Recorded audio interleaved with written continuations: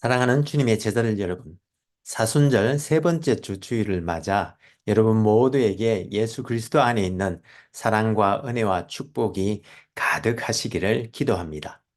2024년 새해가 마치 어제 밝아온 것 같은데 벌써 3월이 되었습니다. 세월이 얼마나 빠른지요.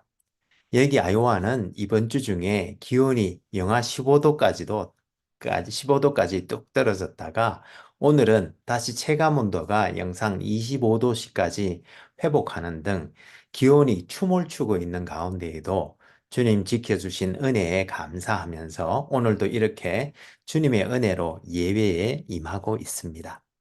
여러분들이 계시는 일리노이와 미시간과 뉴욕과 아틀란타와 또 세계 도처에서 이 예배에 함께 하시는 분들이 계시는 곳은 어떤지 모르겠습니다만 모쪼록 하나님의 은혜 안에서 모두 건강하고 행복하시기를 기도합니다. 그럼 오늘 사순절 세 번째 주 주일날 아침에 하나님의 영광의 예배에 초대받고 함께하신 여러분 모두를 환영하며 전능하신 하나님 우리 아버지, 우리의 구주가 되시는 예수님, 또 우리의 성화주가 되시는 성령님을 예배하는 자리로 함께 나갔으면 좋겠습니다. 심령이 가난한 자는 복이 있나니 천국이 그들의 것임이요. 여호와 하나님께서 예수 그리스도를 통하여 성령 안에서 그의 공의와 사랑으로 온 땅을 영원히 통치하시는도다. 온 땅의 인생들아 하나님 아버지를 찬송할지로다. 우리가 그를 힘입어 살며 기도하며 존재하기 때문임이니라. 아멘. 같이 기도하심으로 주님 은혜의 보좌 앞으로 나가시겠습니다. 거룩하신 하나님 아버지, 사순절 세 번째 주 주일날 아침에 오늘도 마음의 천국을 품고 이 땅을 살아가는 주님의 백성들의 건강과 믿음을 지켜주셔서 오늘도 하나님을 예배하게 하시니 감사와 찬송을 올려드립니다. 하나님 아버지, 지금 이 시간 우리가 성령과 진리로 예배 드릴 때에 여기에 함께한 모든 주님의 백성들에게 지금 이 시간 영광으로 임하여 주옵시되 아버지의 크신 사랑 안에서 우리 주 예수 그리스도의 은혜와 성령님의 교통 교제케 하심이 우리들 모두에게 충만케 하여 주옵시고 저희들이 올려드리는 감사와 찬송과 영광을 하나님 아버지 홀로 받아 주옵소서. 영광의 주님, 우리 주님 예수님 이름으로 기도합니다. 아멘. 오늘 하나님께서는 마태복음 5장 1절에서 10절 말씀을 통해서 우리들에게 말씀하십니다. 제가 읽어드릴 때 여러분들의 마음에 하나님께서 친히 말씀해 주실 줄 믿으며 먼저 오늘의 본문을 읽기 전에 오늘 본문의 컨텍스트를 잠시 살펴보았으면 좋겠습니다. 여러분, 지금 우리는 복음서 시리즈 중에 마태복음에 대해서 살펴보고 있는데, 마태복음은 이제 하나님의 나라를 이스라엘로부터 이어받은 교회 공동체에게 그들의 정체성과 삶에 대해서 가르쳐 주고자 쓰여졌다고 했는데, 특히 오늘 주님께서는 마태복음 5장에서 7장에 걸친 긴 산상수훈 설교를 통해서 주님의 통치를 받는 하나님의 백성들이 어떻게 살아야 하는지 가르쳐주고 계시는데요. 우리 함께 오늘 본문인 마태복음 5장 1절에서 10절까지 말씀을 함께 읽어보도록 하겠습니다. 이것은 하나님의 말씀입니다. 예수께서 무리를 보시고 산에 올라가 앉으시니 제자들이 나아온지라 입을 열어 가르쳐 이르시되 심령이 가난한 자는 복이 있나니 천국이 그들의 것이며 애통하는 자는 복이 있나니 그들이 위로를 받을 것이며 온유한 자는 복이 있나니 그들이 땅을 기업으로 받을 것이며 의에 줄이고 목마른 자는 복이 있나니 그들이 배부를 것이며 긍휼히 여기는 자는 복이 있나니 그들이 긍휼히 여김을 받을 것이며 마음이 청결한 자는 복이 있나니 그들이 하나님을 볼 것이며 화평하게 하는 자는 복이 있나니 그들이 하나님의 아들이라 일컬음을 받을 것이며 의를 위하여 박해를 받은 자는 복이 있나니 천국이 그들의 것임이라. 이것은 하나님의 말씀입니다. 다 같이 감사합니다, 하나님. 잠시 기도하시겠습니다. 오 주님, 지금 이 시간 하나님의 말씀을 듣기를 원합니다. 하늘의 지혜와 진리의 말씀을 들을 때에 성령의 조명하심으로 우리의 마음을 여시고 말씀을 깨닫게 하여 주옵시되 주님의 생명의 말씀에 순종하는 은혜를 더하여 주옵소서. 성령을 보내주신 우리 주님 예수님 이름으로 기도합니다. 아멘. 오늘 사순절 중에 맞는 세 번째 주 주일날 아침에 여기에 함께 하신 모든 분들에게 우리 주 예수 그리스도의 은혜와 우리 아버지 하나님의 크신 사랑과 또 성령님의 교제케 하심이 충만하시기를 기도합니다. 여러분, 오랜 세월 서양인들의 삶에 큰 영향을 미쳐온 것이 예수와 플라톤이었다면 동양인들에게 있어서는 공자와 부처가 아니었나 생각하는데 그런 의미에서 오늘은 공자의 사상에 대해서 잠시 알아보기를 원합니다. 공자의 사상은 어질인, 즉 어진 마음과 예절예, 즉 예절 두 가지로 요약할 수 있는데요. 겉으로 드러난 예절은 결국 내적인 인, 즉 인간의 어진 성품이 드러난 것이라고 하면서 인간의 내적인 면과 또 더불어 외적인 면도 모두 중요시 하였습니다.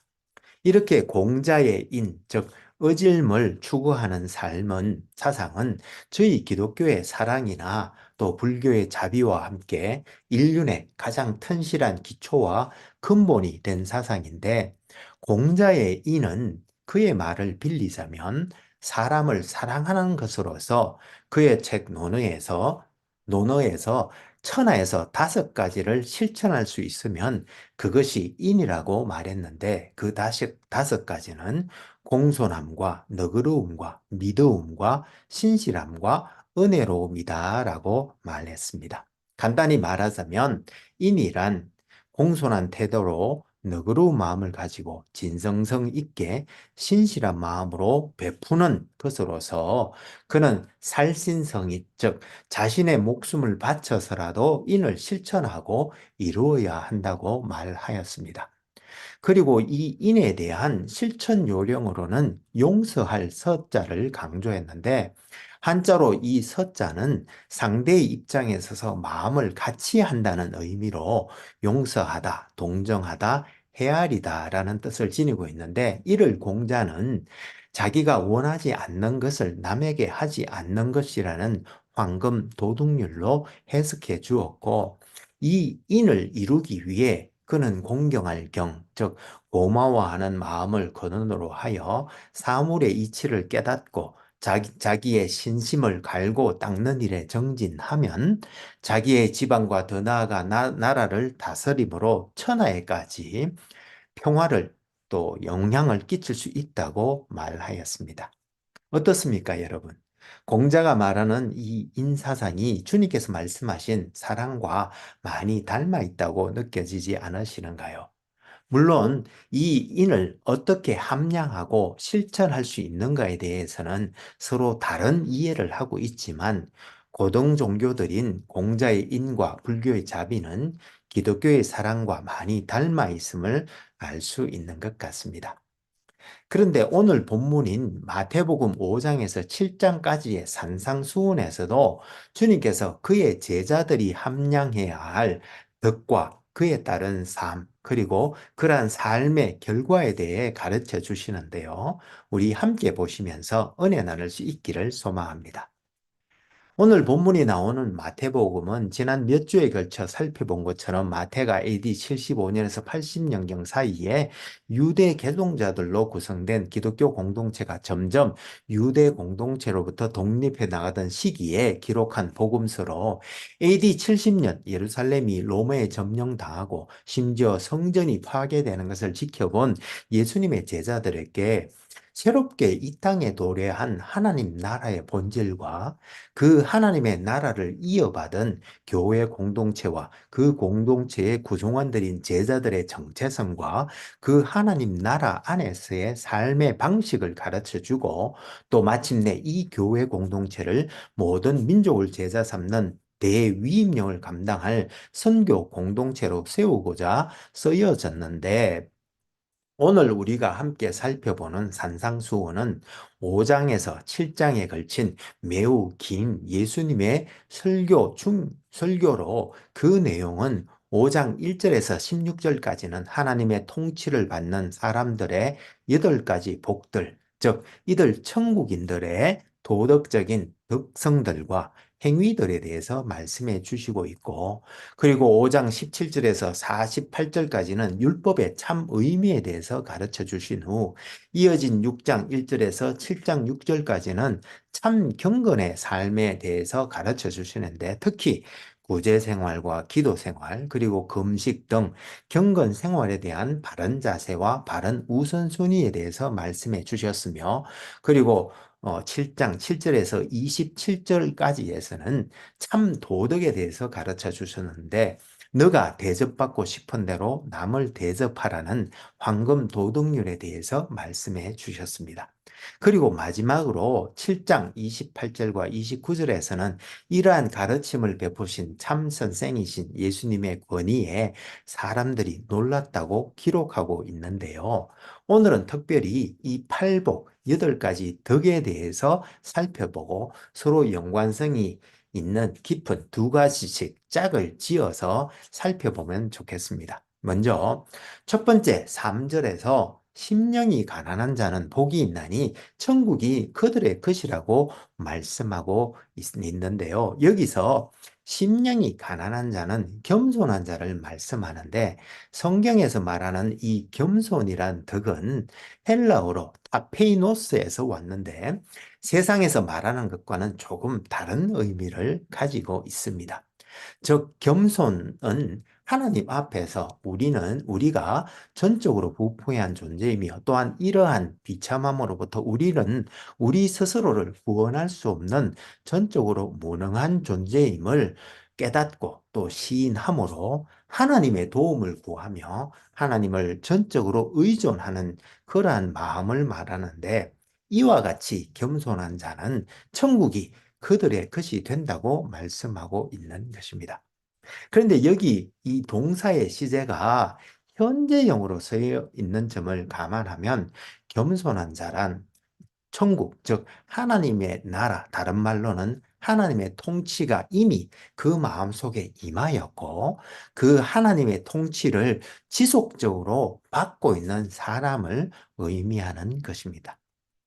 그런데 예수님께서는 10절에서 이러한 사람은 또한 의를 위하여 박해를 받게 되는데, 이러한 자들에게는 또 천국이 그들의 것이 된다고 말씀하신 바, 여기서도 현재형 동사를 사용하셨는데 그 의미는 이렇게 박해를 무릅쓰고서라도 의를 추구하는 삶이야말로 바로 하나님의 통치를 받고 있다는 것에 증거라는 의미로도 이해할 수 있겠습니다.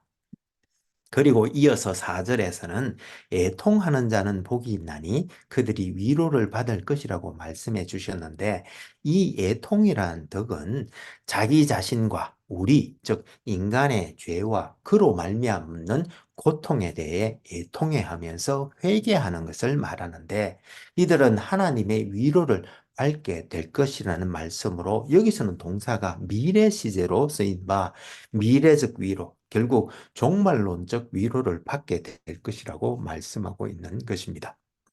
그리고 이렇게 죄에 대해서 애통함이 있는 사람들은 또한 그렇게 고통받는 인간들에 대해서도 긍휼한 마음으로 자비를 베푸는 삶을 살게 되는데, 이러한 사람은 7절에 하나님의 긍휼하심을 잊게 될 것이라고 말씀하고 있습니다. 그런데 여기서 말하는 긍휼은 하나님의 선하심의 속성들 중 한 가지로, 하나님의 긍휼은 죄의 결과 때문에 비참한 상태에 있는 인간을 향한 하나님의 자비와 긍휼을 뜻하며, 이러한 긍휼은 스가랴서 7장 9절에 너희는 진실한 재판을 행하며 서로 인애와 긍휼을 베풀라는 말씀처럼 하나님을 경외하는 사람들에게도 요구되어지는 덕목인 것입니다. 그리고 이어서 5절에서는 온유한 자는 복이 있나니 천국이 그들의 것임이요 라고 말씀하셨는데, 여기서 말씀하시는 온유라는 덕은 헬라어 크라우스에서 번역한 것으로 하나님의 말씀으로 가르침을 받아 그 가르침대로 순종하려고 준비된 마음 자세를 가지고 성령님께서 인도하실 때에 순종하는 것을 말하는 바, 이렇게 하나님의 통치를 겸허하게 받아들이고 그 통치에 순종하는 자는 땅을 기업으로 받게 될 것이라고 말씀하고 있는 것입니다. 그런데 이렇게 땅의 상속에 대해서 마태는 미래 시제를 사용하므로 마가복음 10장 30절에서 나와 복음을 위하여 집이나 형제자매나 부모나 자식이나 전토를 벌인 자는 현세에 있어 백배나 받되 박해를 겸하여 받고라는 말씀과 일견 서로 모순되는 것 같이도 보이는데, 실은 마가는 현세에 받는 영적인 의미의 새가족과 하나님의 나라에 대해 말한 것이었던 반면, 마태는 미래적 의미의 땅, 즉 결국 새하늘 새 땅에서 기업으로 받게 될 땅과 그리고 그 땅에서 영원히 예수님과 왕노릇할 것이란 의미를 담고 있는 것이기에 실은 서로 다른 시각을 가지고 말씀한 것으로 이해할 수 있겠습니다. 그리고 이렇게 온유한 사람은 또한 9절, 화평하게 하는 자는 복이 있나니 그들이 하나님의 아들이라 일컬음을 받을 것이라는 말씀처럼 세상의 화평을 위해서도 애를 쓰는데, 여기서의 화평은 십자가를 통해 하나님과 화해를 이룬 그의 백성들이 이제 사람들 간의 화평도 이루어 나가려 노력하는 것을 의미하는 바, 이렇게 세상 가운데 화평을 이루는 사람들은 결국 하나님께서 그들을 하나님의 아들이라 일컬어 주실 것이라고 말씀하고 있는 것입니다. 그리고 마지막으로 이렇게 겸손하고 온유하며 죄에 대해 애통해야 하는 사람들은 의에 줄이고 목말라 하게 되는데, 6절에서 이들은 배부르게 될 것이라고 말씀하고 있습니다.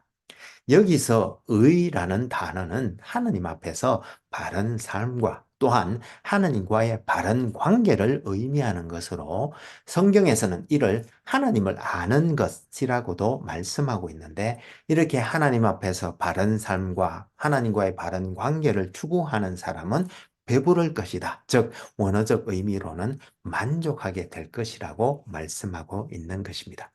그리고 이렇게 하나님과의 바른 관계를 추구하는 사람들은 8절에서 마음이 청결하게 되는데, 그 이유는 그들이 하나님의 용서함을 받을 뿐만 아니라 또한 이 생을 살면서 성화를 이루어 가기 때문인데, 이렇게 마음이 청결한 자는 결국 하나님을 보게 될 것이라고 말씀하고 있는 것입니다.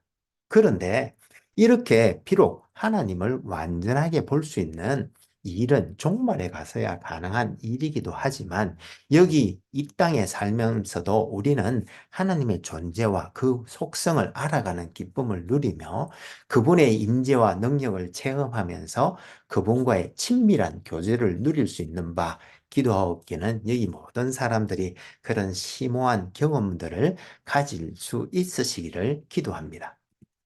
그런데 여러분, 여기 이 팔복에 대한 설교 말씀을 우리가 읽으면서 하나 짚고 넘어가야 할 것이 있는데요. 무슨 말인가 하면, 오늘 본문을 읽을 때 겸손과 온유한 마음으로 긍휼을 베풀고 화평하게 하는 것 등 이러한 성품과 행위를 하면 복을 받게 되는데, 그 복을 천국을 소유하는 것과 그 천국의 여러 가지 복락을 누리게 될 것이라고 조건절 형식으로 읽어야 할지, 아니면 영어로는 같은 형식, 즉 Blessed is the human whose delight is in the law of Lord, and on his law he meditates day and night라고 쓰고, 이것을 복 있는 사람은 혹은 복 받은 사람은 오직 여호와의 율법을 즐거워하여 그의 율법을 주야로 묵상하는 자도다라고 번역한 시편 1편 1절 말씀과 같이, 복 있는 사람, 즉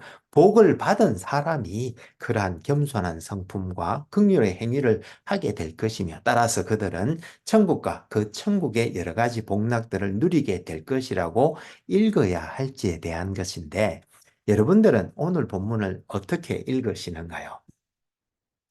예, 조금 전 살펴본 것처럼 겸손이 전적 부패와 전적 무능함을 고백한 자가 하나님을 전적으로 의존하게 되는 그런 성품이라면 그렇게 겸손한 마음을 가지고 긍휼한 행위를 할 때 복을 받는다라고 읽으면 실은 복을 받는 일은 불가능한 일이 될 것입니다. 따라서 오늘 본문은 복을 받은 자가 겸손하고 온유한 마음으로 죄를 애통해하고 의와 마음의 정결함을 추구하면서 남을 긍휼히 여기고 화평케 하며 또 심지어 의를 위하여 박해까지도 감내하게 되며 이에 천국도 받고 또한 그 천국의 모든 복락들을 누리게 된다고 읽어야 하는 것입니다. 즉 성령께서 먼저 찾아오셔서 우리 죽어있는 영을 거듭나게 하시고서야 우리는 하나님의 하나님 되심을 인정하고 그분의 통치를 받아들이고 또 그 통치 아래서 살아가게 되는데 그러한 사람의 주요한 특징이 바로 하나님을 향한 겸손과 사람들을 향한 자비라고 말씀하고 있는 것입니다. 그런데 여러분, 이렇게 읽게 되면 또 한 가지 더 의문을 가지게 되는데요. 무슨 말인가 하면 이렇게 겸손하고 자비로운 사람들이 동료 인간들로부터 높은 평가를 받아야 할 것 같은데 왜 주님께서는 10절에서 이렇게 바른 삶을 추구하는 사람들, 즉 겸손과 온유한 마음으로 긍휼과 화평을 추구하는 기독교인들이 박해를 받게 될 것이라고 말씀하시는 것일까요? 여러분 어떻게 생각하십니까? 예, 그 이유는 먼저 주님의 삶이 그러했고 또한 선지자들도 그러한 삶을 살았기 때문입니다. 즉 베드로전서 2장 21절에서 말씀하신 것처럼 주님께서 박해를 받으셨기 때문에 우리도 당연히 박해를 받아야 된다는 말씀인데 그런데 왜 주님께서는 박해를 받으셨을까요? 이 세상을 행복한 세상으로 만들기 위해 인과 예를 외쳤던 공자도 사람들로부터는 숭상을 받았고 모든 고난을 버리고 더 이상의 고통의 세계로 다시 태어나지 않고 니르바나에 이르는 길로 가기 위해 정진하되 깨달음이 있는 자는 중생을 위해 자비를 베풀어야 한다고 설파했던 부처도 사람들로부터 숭상을 받았는데 왜 원수까지 사랑하라고 하시며 이 땅에 진정한 천국이 임하기를 외쳤던 예수님은 박해를 받고 또 심지어 십자가에 달려 처참하게 죽어야만 했을까요?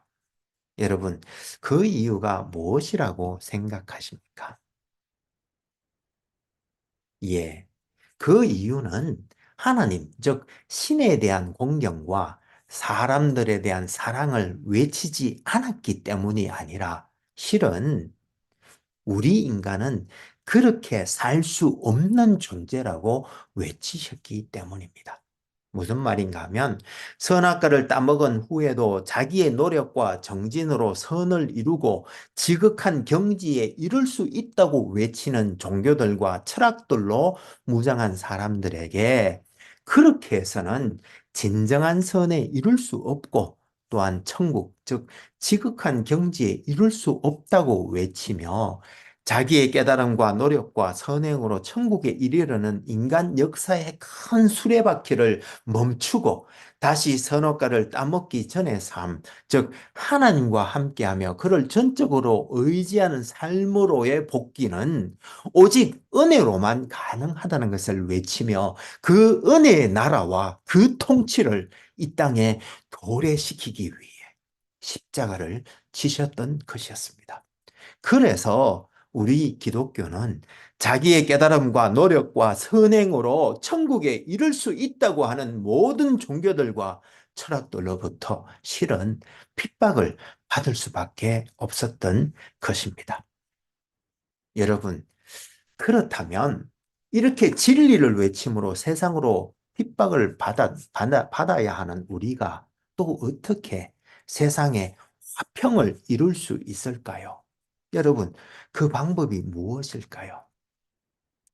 예, 실은 그 방법은 간단한데요. 그 방법은 바로 내가 너보다 거룩하다라거나 너는 틀렸고 나는 옳다라고 말하지 않고 우리는 내가 이처럼 부족하고 하다고 말하며 또한 나는 안 되더라고 하면서 그래서 나는 주님의 의를 전적으로 의지하게 되었다라고 말하는 것입니다. 즉, 남을 비판하는 것이 아니라 우리가 이렇게 주님의 의를 의지하고 그에 대한 소망으로 살아갈 때에 혹 우리들의 이 소망이 어디로부터 말미암았는가 하고 묻는 사람들이 있다면 그들에게 우리의 소망은 오직 예수님께 있음을 온유하고 두려워하는 마음으로 말함으로써 주님의 은혜가 혹 그들에게도 미치게 하여 하나님께만 영광을 돌리는 그러한 삶을 살아야 하는 것입니다.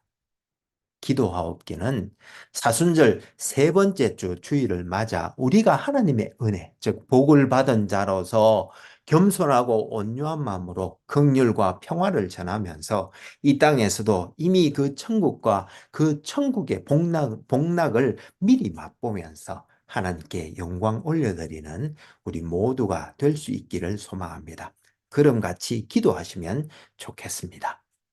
신실하시고 감사하신 하나님 아버지, 오늘 사순절 세 번째 주 주일을 맞아 우리가 아직 죄인 되었을 때에 우리 마음에 찾아오신 성령으로부터 은혜, 즉 복을 받은 자로서 겸손하고 온유한 마음으로 긍휼과 화평을 전하는 복인으로 이 땅에 살게 하시니 감사와 찬송을 올려드립니다. 주님 이 시간 십자가 밑에 엎드려 간절히 기도하옵기는 오직 주님의 은혜만이 하나님의 통치를 회복하고 그 복을 누리게 할 수 있음을 깨닫게 하여 주옵시되 오직 믿음, 오직 은혜, 오직 성경, 오직 그리스도, 오직 하나님의 영광을 외쳤던 종교개혁의 5대 정신으로 오늘을 살아내는 우리 모두가 되게 하여 주옵소서. 고난과 죽으심을 넘어 부활로 우리에게 나오신 우리 주님 예수님 이름으로 기도합니다. 아멘. 이제는 우리 주 예수 그리스도의 은혜가 매일매일 우리를 새롭게 하며 우리 여호와 하나님의 크신 사랑이 우리로 하여금 형제 자매와 이웃을 긍휼한 마음으로 품고 섬기게 하시되 성령님의 은사 주심과 교통 교제케 하심을 통하여 이런 선하고 복된 일에 더욱 열심을 낼 때에 우리가 다음에 만나는 그날까지 하나님의 기쁘신 뜻에 순종하여 겸손하고 온유한 마음으로 사람들에게 긍휼과 화평을 전함으로 하나님께 영광 올려드리는 우리 모두가 되게 하여 주시기를 간절히 축원하옵나이다. 아멘.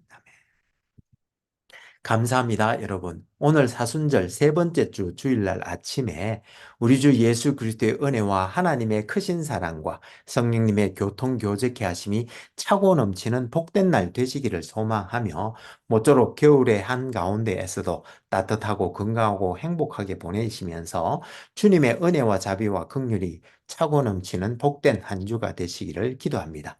혹 여러분들 중에 저희 주님의 제자들 교회를 도우시기를 원하시는 분은 페이팔 계정 혹은 젤로 계정 info@churchbeyondborders.com으로 헌금해 주시거나 혹은 책을 보내실 분은 Church Beyond Borders 앞으로 책을 쓰셔서 교회 주소 3626 Ontario Street, Ames, Iowa 50014로 보내주시면 감사하겠습니다.